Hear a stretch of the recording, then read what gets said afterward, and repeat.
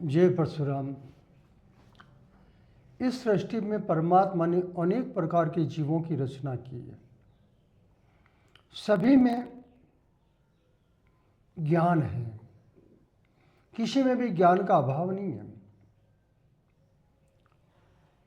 चाहे वो छोटा से छोटा कीड़ा हो, कीट पतंग हो, पशु पक्षी हो, सब में ज्ञान है। परंतु विवेक केवल मनुष्य में है। केवल और केवल विवेक एकमात्र मनुष्य में है। आज मनुष्य ऐसा प्राणी है जिसको जन्म से ही मनुष्यता सिखानी पड़ रही है। क्या किसी पशु को पशुता सिखाई जाती है? क्या कभी नहीं। मनुष्य को सिखाई जाती है, तब उसमें मनुष्यता आती है। आज हमारी मनुष्यता नष्ट हो रही है क्योंकि हमने मनुष्यता सीखी नहीं। जब जन्म हुआ, माँ के गर्भ से बाहर आए, तब से सतगुरु महाराज के चरण में जाने पर मनुष्यता उत्पन्न होती है। तब संस्कार उत्पन्न होते हैं। जब संस्कारों के द्वारा ही मनुष्य में मनुष्यता का श्रृंगार होता है। आज मनुष्य अपना विवेक खो बैठा है। उसके पास में किसी भी प्रकार से एन के प्रकार मनुष्यत्व की तरफ जाने के लिए कोई मार्ग बचा ही नहीं है। वो कोशिश नहीं करता है। अधिकांश लोग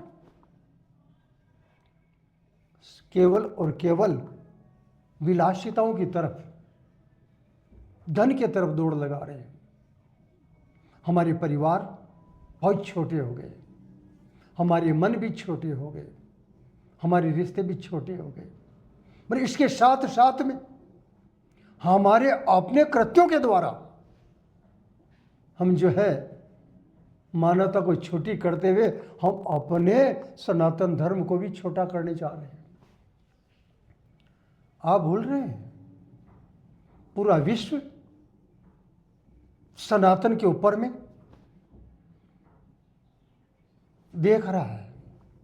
और इस विश्व के जितने भी सनातन विरोधी हैं, वो दसों दिशाओं से आपके अपने लोगों को मोहरा बना करके आपके इसी धर्म पर प्रहार करते हैं।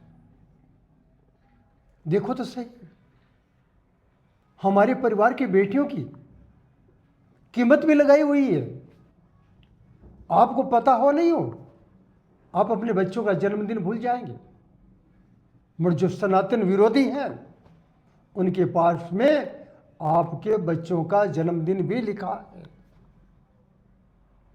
उन्होंने सबने आपके घर को टारगेट बना रखा है, आपको टारगेट बना रखा है। आप ही उनके लक्ष्य हैं, आपका परिवार ही उनका लक्ष्य है, आपका समाज उसका लक्ष्य है, आपका धर्म ही उनका लक्ष्य है। इसीलिए अपने आप को बचाओ और अपने आप को सुरक्षित करो।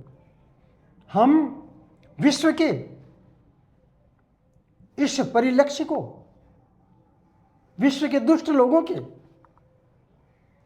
इस प्रकार के षड्यंत्र को पहचान करके हमें संगठित होकर के जवाब देना है। और ऐसा नहीं करोगे तो आप उसी प्रकार से कुचले जाओगे जिस प्रकार से एक रास्ते के ऊपर में गिरी हुई लता कुचली जाती है।